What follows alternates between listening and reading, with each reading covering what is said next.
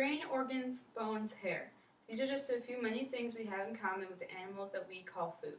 Do we really need animal byproducts in order to survive?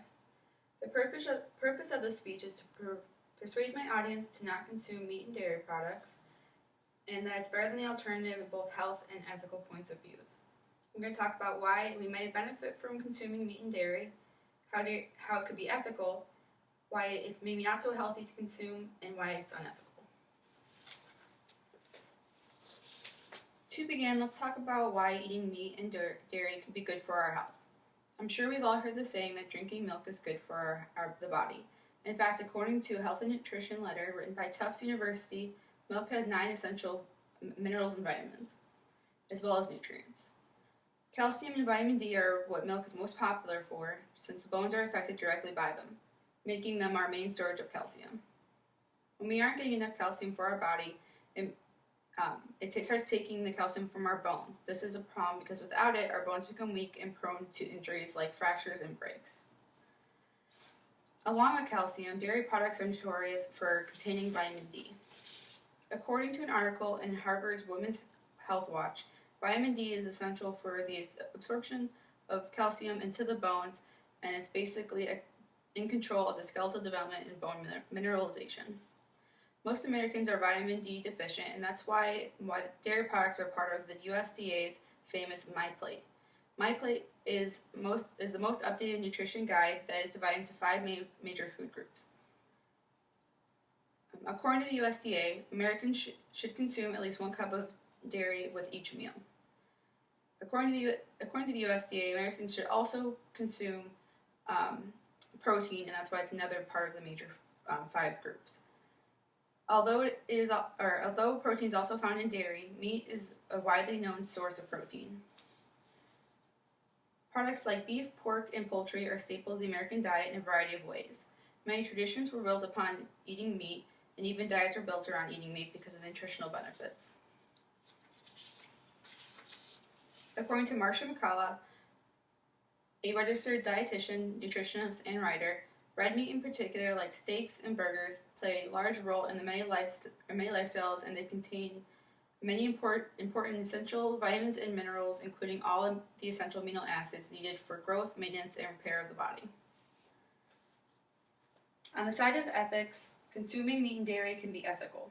Egoism is an ethical belief in which we should behave only according to what suits our personal interests.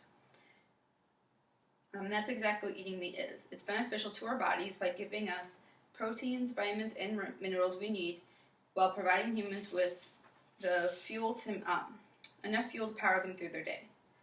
Animals are the ultimate egoists when it comes to eating for survival. They'll eat other animals, as well as us humans if the opportunity presented itself.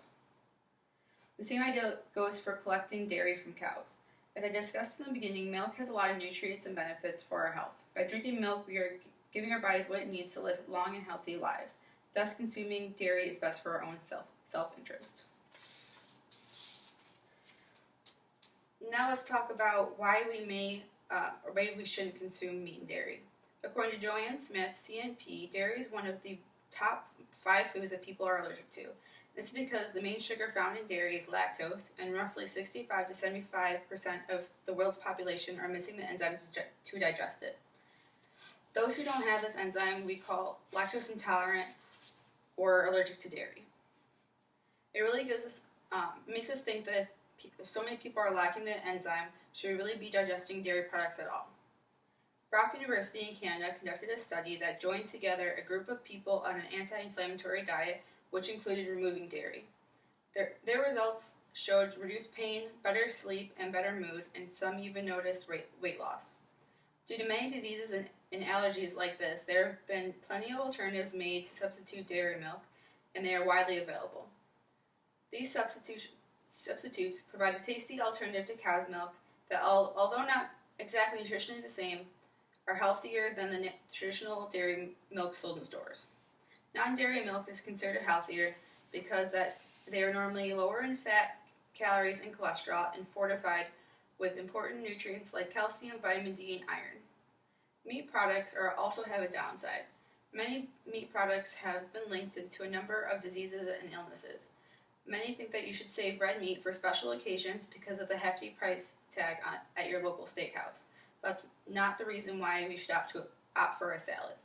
According to Dr. Willett, professor of epidemiology and chair of the Department of Nutrition, states that red meat puts people at risk for illness.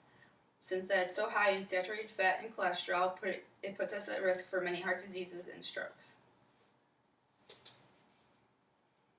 If that's not enough, let's look at this ethically. To a growing population, eating meat and consuming dairy is completely unethical.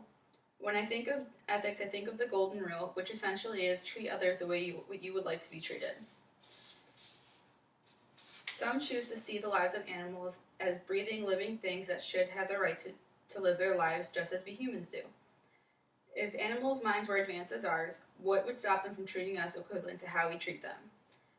We have meat on our bones, and just like cows, females lactate when they're pregnant and nursing.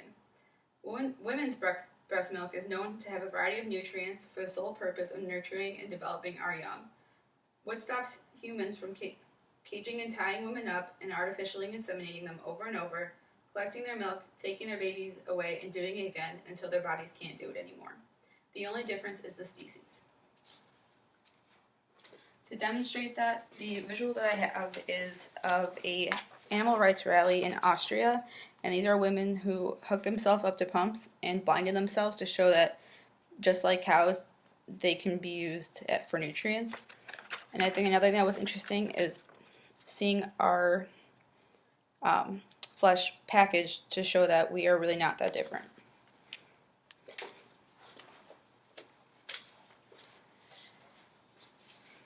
In conclusion, we spoke about 4 different viewpoints: why we may benefit from consuming meat and dairy, how eating meat and dairy could be ethical, why it's not ethical, and how it can actually cause harm.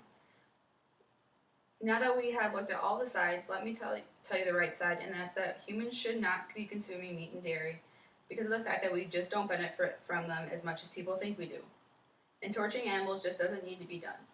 Viewing it this way makes the most sense because if someone were to look at the benefits of meat and dairy, they would have to acknowledge the disadvantages of them too. The cons outweigh the pros. It is also better to look at the pros opposed to whether it's ethical or not, because even though people have different ethical views, the one thing that we have in common is the value for our health, and by consuming meat and dairy, we are jeopardizing it and putting it at risk.